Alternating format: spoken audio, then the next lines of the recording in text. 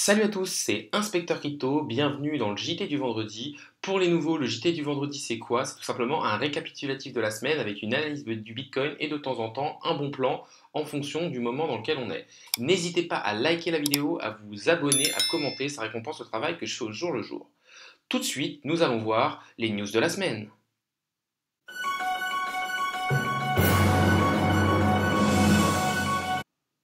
On va commencer par une news plutôt pessimiste, c'est la Commission européenne veut interdire les wallets anonymes d'ici 2024. On sait qu'actuellement l'Union européenne travaille sur un euro numérique, tout simplement qui va permettre de tracer beaucoup plus facilement les transactions. Et en fait, dans la lutte contre le blanchiment d'argent, enfin, ils nous sortent à peu près tout le temps les mêmes arguments, même si c'est pas forcément des très bons arguments de mon côté. En fait, ils veulent interdire les wallets anonymes d'ici 2024. Pour moi, les wallets anonymes, c'est par exemple Trust Wallet, MetaMask, vous n'avez pas besoin de rentrer de KYC pour faire des transactions avec. Leur but, c'est d'avoir une meilleure traçabilité, en tout cas, c'est ce qu'ils nous disent dessous. Après, pour moi, leur but réel, c'est d'avoir un contrôle total sur l'économie, sur les transactions qui se font. Après, oui, il y a peut-être une petite partie de blanchiment d'argent qui se fait sur la blockchain. Mais c'est vrai que pour moi, vu que sur la blockchain, tout est ouvert et tout est visible par tout le monde, si vous arrivez à trouver l'adresse qui a fait ça, vous pouvez assez facilement la suivre et savoir si elle va sur tel ou tel exchange pour revendre ses crypto-monnaies. Donc pour moi, ça vaut pas forcément le coup de faire ça et c'est pas forcément un bon argument. Deuxième news, du coup, c'est la place de marché NFT OpenSea clôture une levée de fonds de 100 millions de dollars. Et en fait, du coup, ça, OpenSea devient une licorne. Une licorne, c'est tout simplement une entreprise qui vaut plus d'1 milliard d'euros. Et actuellement, l'entreprise est valorisée à 1,5 milliard d'euros. Donc OpenSea, voilà, tout simplement une place de marché de NFT. Donc on voit que les NFT, vraiment, c'est quelque chose qui est en train de se construire, qui est en train de grossir et qui, pour moi, est là sur le très long terme. Ensuite, on a un sondage qui assure que la grande majorité des institutionnels posséderont des crypto-monnaies d'ici à 2026.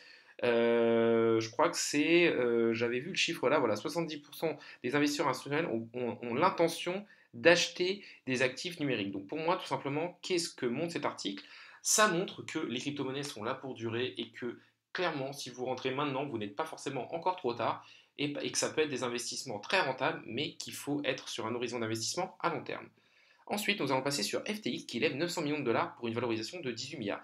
FTX, c'est un échangeur un peu du style à la Binance, à la OKEx, à la Kraken, et tout simplement, c'est un échange qui, pour moi, qui, un peu comme KuCoin, qui a lancé sa KuCoin Smart Chain, est peut-être un petit peu sous-évalué. Pourquoi? Parce qu'FTX, actuellement, n'a pas un prix qui a explosé, alors qu'il lie énormément de partenariats. Je sais ils ont lié un partenariat avec une équipe de NBA, ils arrivent à lever énormément de fonds, je pense que ça peut vraiment se pricer à la suite. Après, je ne suis pas conseiller en investissement financier, c'est à vous de faire votre propre recherche, mais ça peut être un peu intelligent.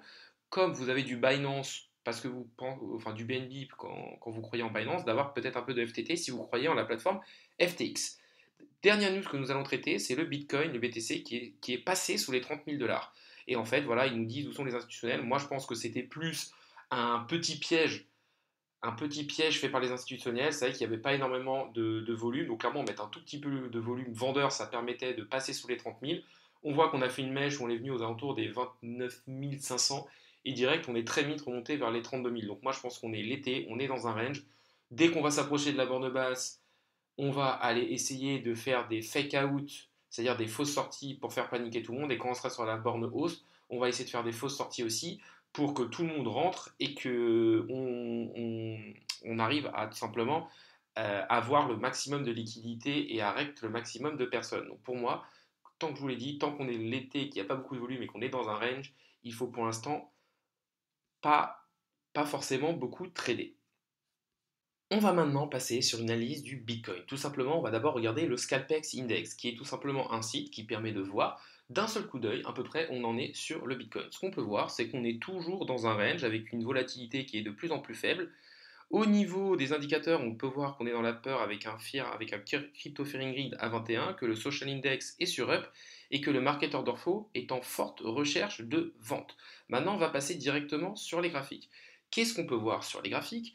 On est toujours dans un range, rien ne change. On peut voir que là, on a fait ce fake out en passant même sous les 31 000 dollars, mais on pourrait mettre la borne basse au niveau des 30 000, et que derrière, bam, on l'a direct réintégré. On reste de l'été, il n'y a pas énormément de volume, on peut le voir là, pas beaucoup de volume. Donc forcément, les sorties sont pas significatives, et derrière, on réintègre toujours. Moi, je pense qu'on va rester tout cet été dans le range. Après, je ne suis pas conseiller en investissement financier, je peux me tromper, et qu'à la sortie de l'été, on aura peut-être une décision, enfin, avec le retour des institutionnels, soit de se dire on fait pumper le marché à fond et on retourne pour aller chercher un nouveau sommet d'ici fin 2021, début 2022, ou alors soit on part réellement dans un bear market, on casse vraiment ce support des 29 000 avec beaucoup de volume, et là, on verra comment ça se passe. En tout cas, qu'est-ce qu'on peut dire au niveau du RSI, on est en zone de neutralité, il n'y a pas vraiment de divergence qui se décide. On voit un RSI où les sommets sont en légère descente, et là on peut voir que c'est en légère descente aussi. Au niveau du MACD, on voit que c'est à plat, donc on croise bearish, bullish, donc pas vraiment de forte indication. Si on va voir un peu la Bitcoin dominance, qu'est-ce qu'on peut dire? C'est qu'elle aussi, elle est un peu à plat comme ce qui se passe actuellement, elle aussi, mais très peu. On va essayer de revenir sur le Bitcoin en allant peut-être en zoomant un petit peu en 4 heures. Qu'est-ce qu'on peut voir? Bon, on voit tout simplement mieux ce fake out. Là, je vais enlever les volumes pour qu'on voit un petit peu mieux. Voilà, on voit tout simplement mieux ce fake out. Clairement, boum, on attaque, on descend fortement. Derrière, ça stabilise un peu, et derrière, boum, c'est racheté directement. Le fake out est toujours là. Donc pour moi, vraiment, on est dans une phase assez compliquée. Le truc assez simple pour moi, c'est de vous mettre des alertes. Alors, vous pouvez vous mettre des alertes directement sur TradingView. Sinon, j'ai aussi trouvé une application sur téléphone qui s'appelle TapTrader. Vous pouvez mettre sur beaucoup de crypto-monnaies ou d'actifs tout simplement des alertes. Et ces alertes vont vous envoyer un petit message pour vous dire oui, le Bitcoin est passé en dessous par exemple des 30 000. Moi, je vous conseille de mettre une aux 30 000, peut-être une aux 29 000, et sur la bord après une sur le mid-range, parce que là on voit qu'au niveau du mid-range on a du mal à casser les 36 000, donc peut-être une au niveau des 36 000, et voilà. Ensuite, ce qu'il faut regarder, c'est que là, depuis que dans ce range, on était clairement sur une tendance baissière en faisant des plus hauts de plus en plus bas et des plus bas de plus en plus bas. Là, clairement, on est peut-être en train d'inverser cela. On voit qu'on est venu casser, on est en train de venir s'attaquer à ce plus haut-là. Donc là, on pourrait peut-être repartir dans une légère tendance haussière pour soit aller chercher le milieu du range, soit le haut du range. Si on regarde encore plus en zoomé, je ne sais pas si ça va servir à grand-chose, voilà, c'est un peu la même chose. Clairement, on était dans un range, on l'a cassé, on est revenu, et là, on est en train de ranger. Donc pour l'instant, moi, ce que je vous conseille, c'est d'attendre la sortie du range avec vraiment des volumes. Tant qu'il n'y a pas de volume et qu'on reste que pendant quelques heures en dehors du range, c'est clairement des fausses sorties.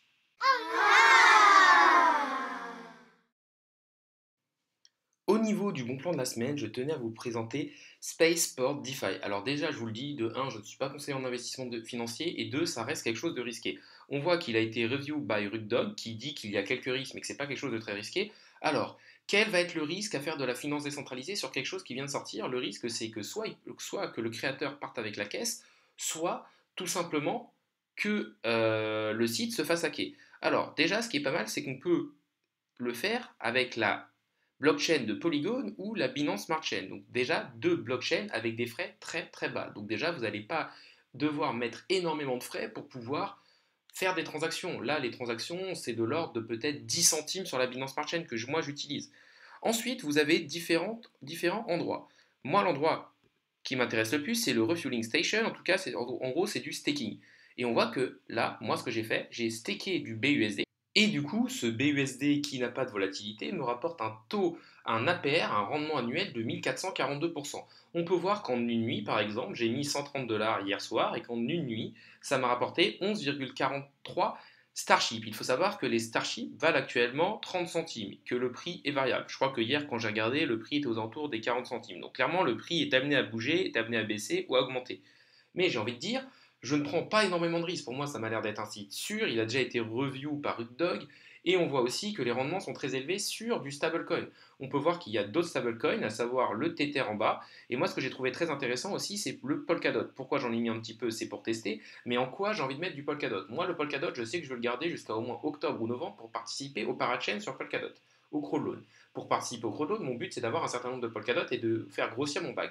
Comment je peux faire grossir mon bag? Je vais simplement mettre ce Polkadot sur Spaceport DeFi avec un rendement de 1115, et tous les frais que tous les rendements que j'aurai en Starship, je les revendrai contre du Polkadot pour tout simplement augmenter mon bail de Polkadot sans prendre le risque de perdre un nombre de Polkadot. Sachant que moi, ce que je me dis, c'est que les Polkadot, je les aurais gardés jusqu'à octobre-novembre dans tous les cas, et donc en fait, que le cours varie ou pas, ça n'a pas d'importance pour moi. Ensuite, vous avez aussi le Launchpad. Donc, simplement, le Launchpad, c'est pour fournir de la liquidité. Vous avez donc des pools de liquidité avec des frais qui sont plus gros, mais là, vous prenez directement du Starship et donc vous avez le risque d'impermanent loss et aussi de variation de la crypto-monnaie. Du coup, si ça vous intéresse et que vous voulez prendre un peu de risque et avoir des taux de rendement intéressants vu que c'est nouveau, n'hésitez pas à aller sur le lien que je vous ai mis en description qui vous permettra d'accéder directement à Spaceport DeFi. N'oubliez pas que c'est quand même quelque chose de risqué et qu'il faut donc faire attention à ce que vous faites. La vidéo du jour est maintenant terminée. N'hésitez pas à vous abonner, à liker, à commenter. Ça récompense le travail que je fais au jour le jour. Pour résumer, tout simplement, on est toujours dans un range. C'est l'été. Il ne se passe pas grand-chose sur les crypto-monnaies. Oui, on a eu un petit fake out. Oui, on a un rebond. Est-ce que ça veut dire qu'on va repartir tout de suite? Je ne le pense pas. Peut-être aller chercher le milieu du range. Mais voilà. Pour l'instant, voilà. Faites attention à ce que vous faites. Attendez des vraies cassures avec des vrais volumes pour prendre telle ou telle décision. Je ne pense pas qu'actuellement ce soit un bon moment pour vendre. Et je ne pense pas aussi que ce soit un bon moment pour acheter. Je pense que c'est un bon moment pour rester neutre. Peut-être profiter un peu du dip pour racheter sur des projets. Par exemple, je vous parle souvent de Polkadot parce que pour moi, les crowdloans sur Polkadot, ça va être quelque chose d'énorme. Donc peut-être que quand on a eu le dip et que le Polkadot est redescendu entre 10 et 12 dollars, c'était peut-être intéressant d'en racheter un peu pour être dans votre stratégie de DCA, mais ne mettez pas tout ce que vous avez à mettre maintenant et attendez des indicateurs réels. Salut à tous et à la prochaine!